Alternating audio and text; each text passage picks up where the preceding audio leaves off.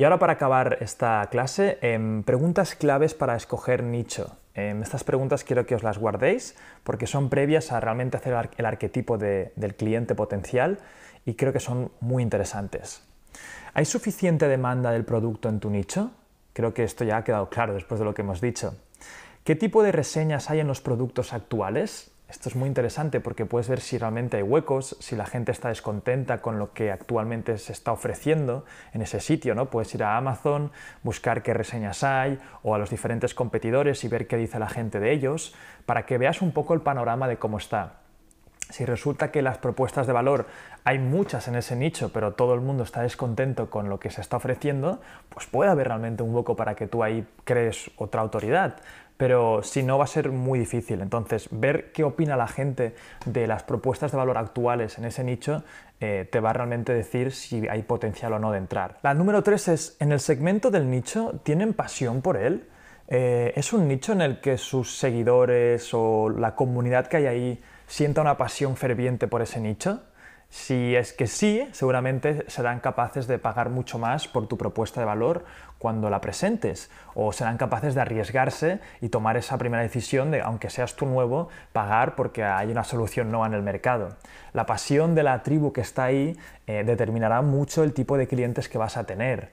No es lo mismo un nicho que, bueno, aquí a lo mejor me equivoco, pero iba a decir un nicho, por ejemplo, de pesca que quizá no tiene tanta pasión, o sí, no lo conozco. Esto tenéis que vosotros asesorar cada uno el nicho. Por eso creo que es importante, como decíamos antes, que te guste y entiendas ese nicho, porque entenderás cómo es la comunidad. Y si no lo conoces mucho, te recomiendo que entres en foros, en grupos de Facebook y veas un poco el panorama, qué comentan, qué tipo de reacciones tienen, y ahí realmente verás un poco el barómetro de qué tipo de pasión tienen sobre ese nicho. La siguiente pregunta ¿es un nicho que crece? ¿Es un nicho que cada vez hay más fans, hay más seguidores? Esto es lo mismo que hablábamos del mercado, ¿no? ¿El mercado se está haciendo más pequeño cada vez o está creciendo? Es muy sencillo de ver, lo mismo, buscad una tendencia, ver qué está pasando. Yo cuando hacía fingerboard, que era eso de el skate pequeñito, yo me di cuenta que eso se estaba pasando de moda y era un nicho que cada vez se hacía más pequeño. Hay nichos que son picos que de repente se ponen súper de moda y bajan de repente, ese no es un buen nicho para escoger. Y hay otros nichos que cada vez pues, hay más y más seguidores. Por ejemplo, el nicho de los eSports al principio era muy pequeño, pero luego se fue haciendo cada vez más y más grande. O también puedes analizar diferentes nichos según las tendencias y previsiones futuras, proyecciones futuras que veas, y de ahí pues asesorar la situación. Por ejemplo, en el tema yo de pequeño me acuerdo que jugaba a Warhammer, a estas figuras pequeñitas que pintábamos y jugábamos. Pues asesorando a la situación, ¿creéis que ese es un nicho que cada vez va a haber más gente o menos gente? Pues obviamente va a haber menos gente, porque con todo el tema de los videojuegos, los niños cada vez ya no les gusta jugar con algo, es algo más como un hobby, un nicho que cada vez sigue estando ahí, pero cada vez es más pequeño y más pequeño. Por eso, si os fijáis, Warhammer ya se ha enterado de esto y está invirtiendo mucho en videojuegos, que es donde ve que va el futuro. Entonces tenéis que pensar un poco en si ese nicho realmente está creciendo, decreciendo y cómo está el panorama actual. La siguiente es, ¿podría un jugador nuevo competir?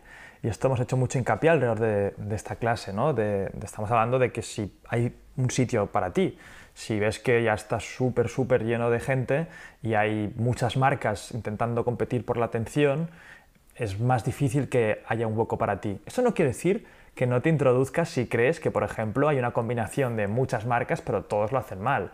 Hay otra pregunta que hemos hablado antes de qué reseñas, qué opiniones hay sobre los productos y las propuestas de valor. Si resulta que hay muchísimas propuestas de valor, pero todas son horribles, y tú crees que eres capaz de hacer algo distinto y nuevo, entonces seguramente sí que puedas entrar. La siguiente para mí es una de las preguntas claves y creo que es una epifanía que os puedo dar aquí muy potente. Y es, ¿podrías crear contenido alrededor de ese nicho? Esta me encanta y además tiene mucho que ver con lo que hemos estado haciendo nosotros. O sea, al final creo que os planteéis una empresa a largo plazo y de esto no tocaremos mucho aquí el tema porque es más un curso de emprendimiento, no de marketing, pero tenéis que entender que al final vuestra empresa va a ser una empresa de bla bla bla / productora de contenidos. Porque hoy en día en Internet la atención es mucho más efímera. En mi plantilla de marketing ya sabéis que hay uno de los bloques principales que es atención. Y la atención cada vez cuesta más de conseguir. Antiguamente se podía pagar a la televisión y interrumpías a la gente que estaba viendo esa tele y conseguías que tu producto o servicio se diera a conocer.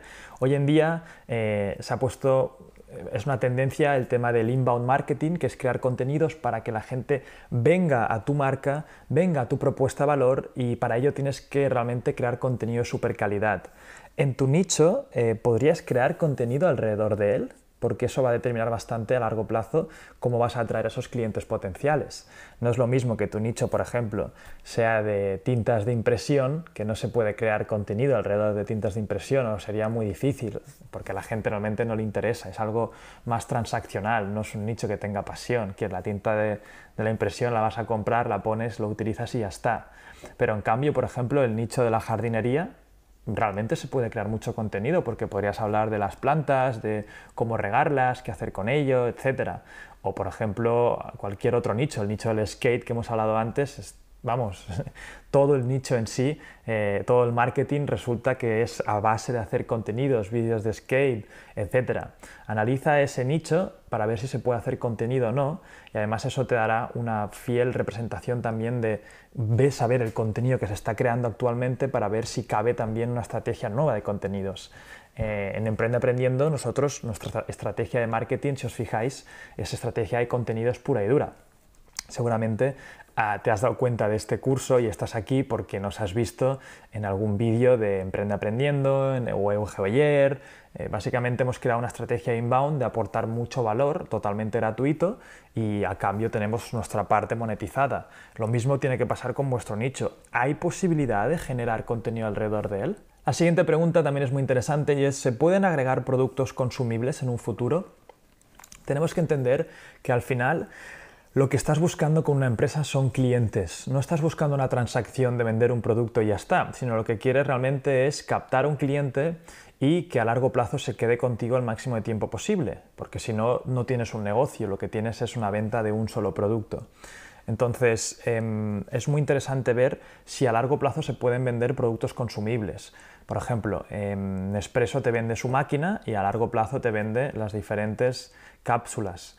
En el nicho de la jardinería, volvemos otra vez, tú podrías estar vendiendo diferentes productos y pues también vender abono, que el abono lo van a ir comprando pues cada mes o cada semana. En el tema del skate, las tablas se rompen, las ruedas se van fastidiando. Es un nicho en el que si consigues esos clientes y se enamoran de tu marca, realmente puedes seguir vendiéndoles cosas a largo plazo. Es muy interesante y ver en tu negocio cuáles van a ser tu recurrencia de ingresos, y no crear solamente un producto para venderlo una vez y ya está, sino que necesitas ese ingreso recurrente. Hay unos emprendedores que están trabajando con Dedot, la empresa en la que yo invertí hace un tiempo, y bueno, Dedot está haciendo consultor a diferentes emprendedores, y básicamente este producto lo que hace es te mide cuán rápido puedes levantar peso ese día, y te dice cuánto vas a levantar, o sea, cuánto tienes que hacer de esfuerzo ese día. O sea, la idea es muy chula, porque tú vas al gimnasio, pruebas este aparato y depende de cómo estés ese día, te hace un programa, te dice: oye, pues hoy levanta hasta 40 kilos. Entonces vas otro día y te dice: oye, pues hoy tienes más fuerza, levanta hasta 45. Es un producto chulísimo para esa gente que realmente quiere potenciarse al máximo en tema de culturismo, etc. Entonces yo les dije que sí, que el producto era muy chulo, pero una vez lo vendieran y el mercado se les acabase, sería muy difícil que siguieran teniendo ingresos recurrentes. Por lo que le dije: oye, lo más importante en vuestro negocio no es la venta de este producto, lo más importante es que tengáis claro que vuestro único objetivo es adquirir esos clientes, y la base de datos, cómo los mimáis, cómo los cuidáis, va a ser lo fundamental para que eso a largo plazo tenga sentido. Una vez le vendes el producto, si no le puedes vender nada más, va a ser muy difícil que tu negocio a largo plazo se sustente.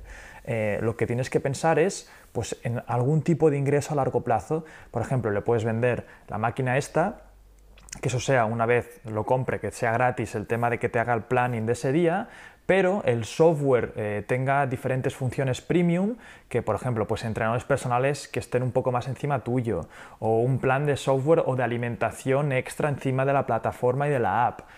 Aquí me pongo a inventar un poco soluciones, ¿no? Que eso sí que sea un ingreso recurrente que el cliente pague para un servicio extra. Al final tenemos que ver si eso a largo plazo es viable, y pensar no solamente en cómo puedo vender mi producto, mi propuesta de valor, sino cómo puedo hacer que a ese cliente le vaya subiendo en la escalera de valor, va a ser fundamental para que ese negocio a largo plazo tenga sentido. La siguiente pregunta es: ¿el interés es continuo o estacional? ¿Es un nicho que solamente la gente se vuelve loca una vez al año, o es un nicho que la gente practica eso durante todo el año? ¿Es un hobby que únicamente, pues, por ejemplo, imaginémonos que queremos entrar en el nicho del esquí? Pues no digo que sea malo, ¿no? Pero es muy estacional. En cambio, pues algo que se pueda practicar todo el año, tendrás unas ventas mucho más recurrentes. No digo yo que no entres en un nicho estacional, pero que por lo menos tengas en cuenta cómo vas a solucionar los problemas en tema de flujos de caja, sobre todo en una startup. Si solamente es en verano, pues tendrás que crear alguna estrategia para que eso sea perdurable más tiempo. Y la última pregunta, también muy interesante, es: ¿podrías añadir productos digitales en un futuro? O sea, a tu cliente, lo que hablábamos antes, una vez lo captes, ¿podrías añadirle algún producto digital? Porque eso lo que haría es que tengas algo más recurrente, y el producto digital se crea una vez y luego se puede vender a largo plazo.